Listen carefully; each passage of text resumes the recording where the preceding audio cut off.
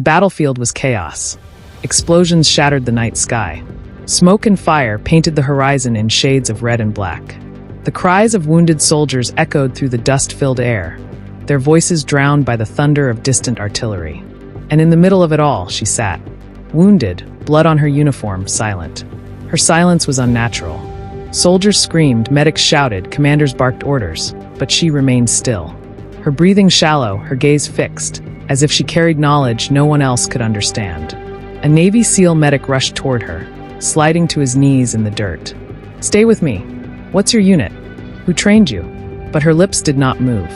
The medic leaned closer, frustrated, almost angry. He had seen men die from shock, from fear, from blood loss, but never had he seen someone sit in silence, as if untouched by the chaos raging around them. And then finally she whispered, words so soft, the medic nearly missed them. But what she said would haunt him forever. The medic pressed his hand to her wound, trying to stop the bleeding. "Talk to me. Who are you?" Her eyes shifted to his, and in them he didn't see pain. He saw something else.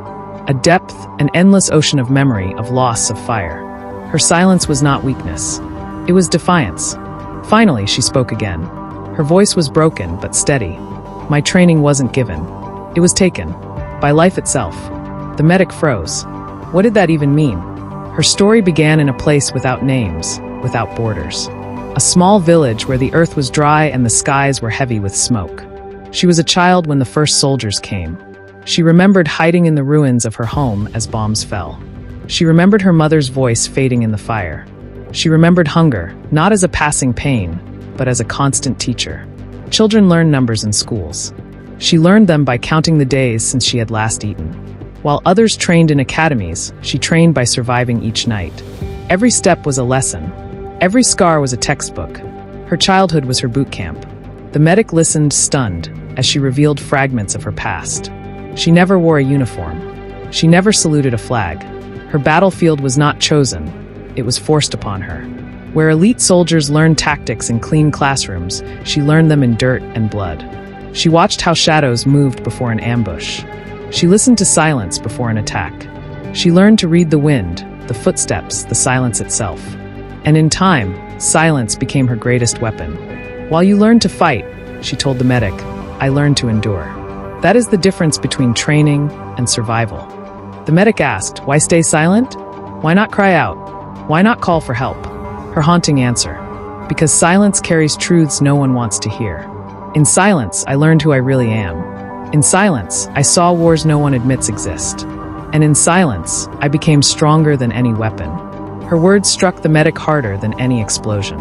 He realized she wasn't broken. She wasn't defeated. She was beyond that. Her silence was not emptiness. It was strategy. It was memory.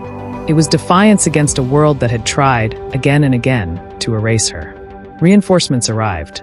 Soldiers shouted at the medic to evacuate her. But when he tried to lift her, she refused. "I am not here to be saved," she whispered. "I am here to remind the world of the wars it chooses to forget." The medic stared at her. For the first time in his life, he understood the true weight of war. Not the strategies, not the medals, not the victories, but the silence of those who bore its scars and shadows. She sat once more, wounded yet unbroken. The medic could only watch as her silence spoke louder than any scream. In that silence lived every forgotten battle, every sacrifice unrecognized, every wound unseen. This was not just the story of one woman. It was the story of resilience, of sacrifice, of endurance. Her silence was not the absence of words. It was the presence of power. And in that moment, the battlefield itself seemed to bow, not to her wounds, but to her strength.